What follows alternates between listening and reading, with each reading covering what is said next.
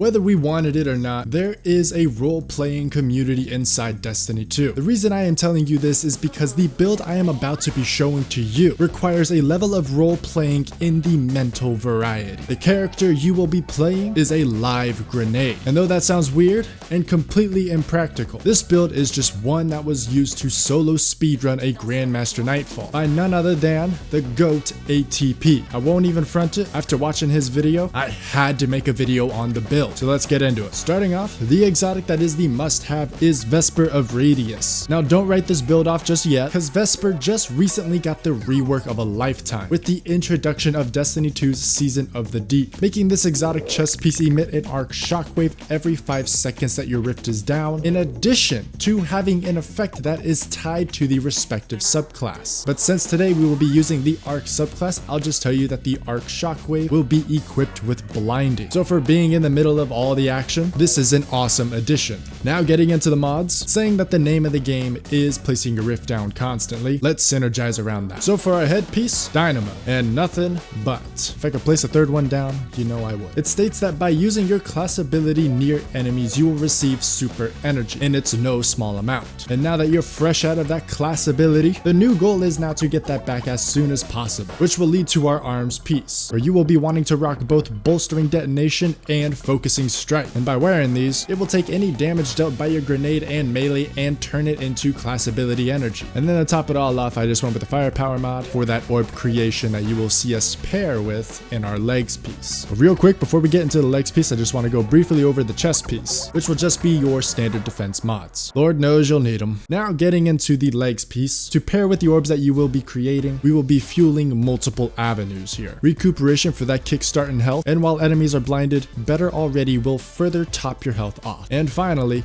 Absolution, which will fuel every ability in your arsenal to even further decrease their cooldowns. For ability spam, this is something we all want in life. And finally, the class piece. The most important mod here being the powerful attraction. For whenever you place down your rift, you will be collecting any orbs in the area, thus granting you ability energy in every way possible. And then just bomber paired with distribution for, you guessed it, more ability energy. I'm a broken record here right now, I swear. Now for the artifact mods, I highly recommend electric armor, which will apply a 30% increase in damage resistance when you are amplified. And with the caliber of the ability spam you will be doing, you will find it hard to not be amplified. And with the addition to amped up, which will just increase the timer for amplified, this is a match made in heaven. Now we also have lightning strikes twice and thunderous retort, which are both just icing on the cake for this build, saying that you will be amplified 100% of the time. The extra super damage from thunderous retort is just free. Like, why would you not use it? And lightning strikes twice is just a free mod as well. You're throwing grenades out anyway, so why not just get the extra cooldown timer to pair with them? But time for the coup de grace, which is the arc subclass. To briefly go over it, we have the must-have best in slot Spark of Resistance. And since you will be knee-deep in ads at all times, Spark of Resistance with electric armor, with tier 10 resilience, with resistance mods, you have efficiently become the tank. And to give you the numbers on the percentages for the resistance here, I threw them into a calculator and got 68.76% damage resistance. Absolutely nutty stuff. But moving on, up next we do have Spark of Shock, allowing your grenades to just straight up jolt targets. An obvious no-brainer as well, along with Spark of Magnitude to increase the linger duration for our pulse grenades, to not only do damage over time, but to further feed into bolstering detonation in order to feed back into your class ability. And lastly and most importantly, we have Spark of Ions, which states that by defeating a jolted target, it will create an Ionic Trace. Fellas, this one fragment is the main source for your ability feeding.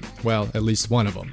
The mods are also a must-have, but that's just because Ionic Traces will only get you close to full, while the mods will top you off. And lastly, we have our aspects. First up is Arc Jolt, just for the extra help in the fight. And since you will become amplified for the entirety of the fight, he will be doing even more damage to help you out. And Electrostatic Mind. This paired with Spark of Ions will make Ionic Traces a dime a dozen, thus further feeding into ability spam. Wow, I feel like I have been talking for a while. But that is the build. Now this build requires requires you to absolutely risk it all. So if you need extra help, I highly recommend a glaive. ATP made it look so good in his vid that I just have to recommend it. On top of all of that damage resist, the shield that the glaive gives just makes you untouchable. But good luck out there, grenades. Guardians. Now, if you have enjoyed this video, please for me, like and subscribe. And good luck in those GMs. Take care, y'all.